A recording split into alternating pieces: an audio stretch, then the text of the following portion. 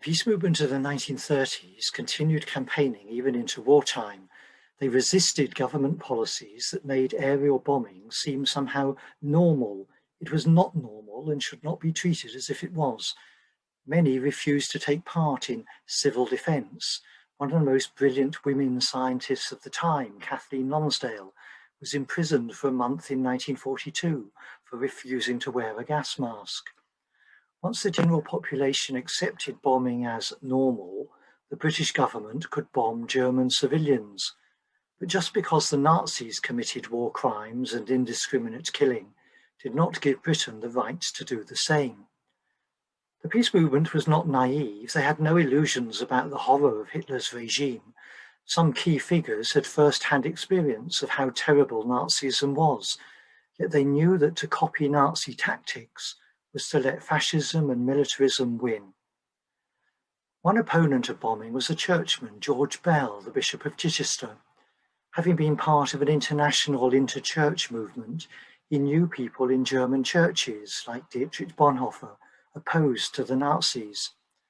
Bell hated fascism, but admired Germans who stood up to Hitler. Fascism needed defeating, but without bombing civilians. He spoke out passionately against the bombing of German cities. Colin Catchpole was the main organiser of the wartime campaign against bombing cities. He had been the Quaker representative in Berlin, seeing for himself Germany's slide into fascism, and he knew many Germans opposed to Hitler.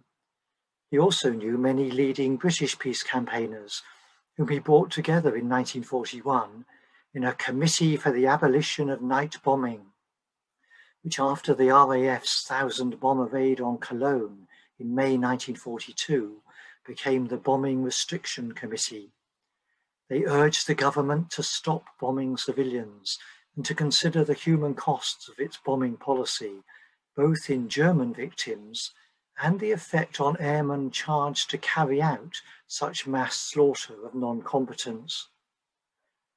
Campaign materials for the Bombing Restriction Committee were composed by the most extraordinary opponent of civilian bombing, the writer Vera Brittain.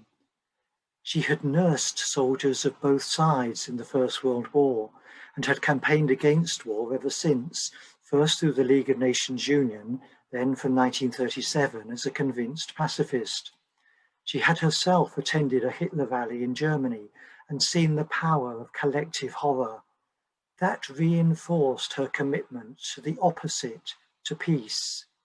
It is no help, she wrote, to the women and children of the Allied countries that German women and children should join them in their agony.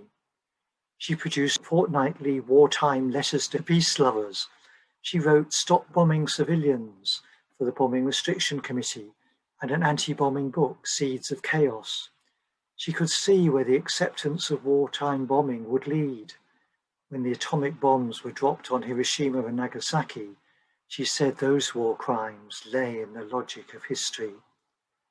It's outrageous that Bomber Harris, who commanded the raids and murdered countless people from the air, is honoured with a statue in the Strand, whereas those who protested have been largely forgotten. Instead, let us now applaud peace people like Kathleen Lonsdale, George Bell, Colin Catchpole and Vera Brittain, who valued human life and protested against the bombing of civilians.